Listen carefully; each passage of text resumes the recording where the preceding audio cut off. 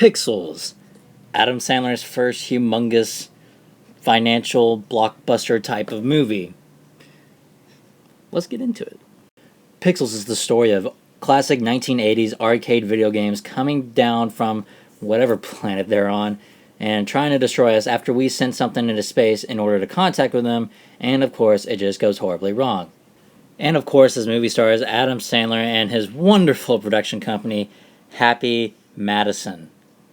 And that alone should just tell you that this movie's screwed. To be fair, I was totally bought in by the premise of this movie alone. The fact that all these classic video games are coming down to attack the Earth, it seemed like it could have been a lot of fun. But of course, we're in an Adam Sandler movie, so, yeah, definitely wrong about that one.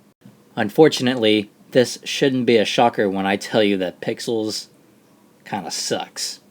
However, there were some positive things that I think should be addressed. Like I said before, I got really into the idea of this movie of the arcade games coming down to Earth and trying to destroy us. That I dug. And I thought that the cool arcade action sequences were done incredibly well. I am not even exaggerating.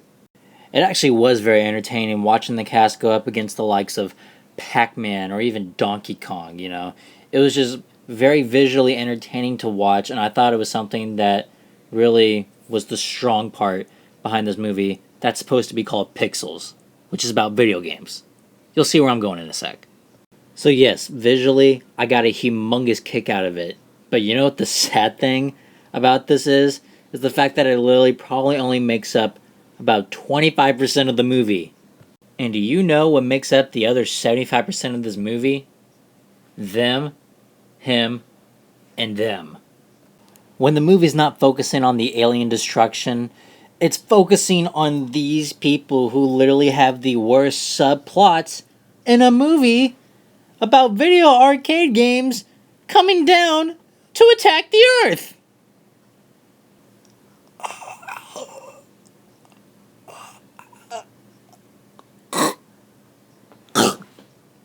I'm dead.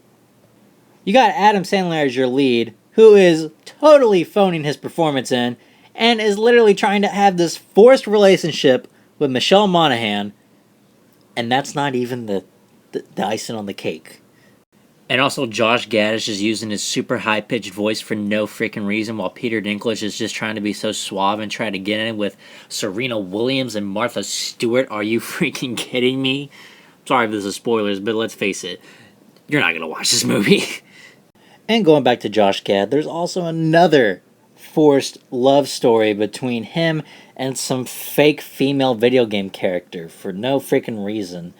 It is literally the most forced in the entire movie. More forced than Adam Sandler and Michelle Monaghan's relationship in this movie. I kid you not. And my God, I really mean my God, where they take her by the end of this movie, you will just lose your mind. And Kevin James as the president was honestly worse than I could have ever imagined. And I ain't telling you, Kevin James. Oh my God. How could this bumbling buffoon be our president? There's no way. I do not see Paul Blart as being a leader of the United States of America. That is just absolutely ridiculous. I gotta blame the writing on this one. Holy crap. It was so awful.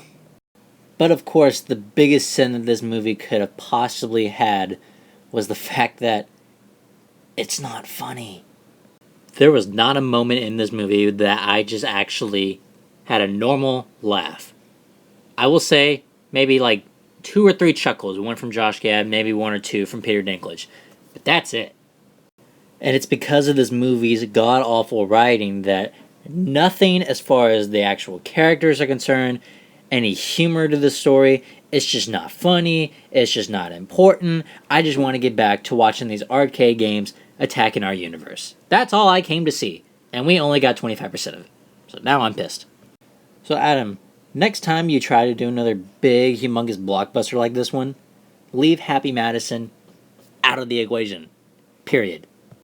Overall, Pixels is definitely a very disappointing comedy with some very beautiful action sequences, but horrendous comedy. So I'm going to give it a 3 out of 10. Thank you so much for watching. Be sure to like, subscribe, tell your friends. See you next time.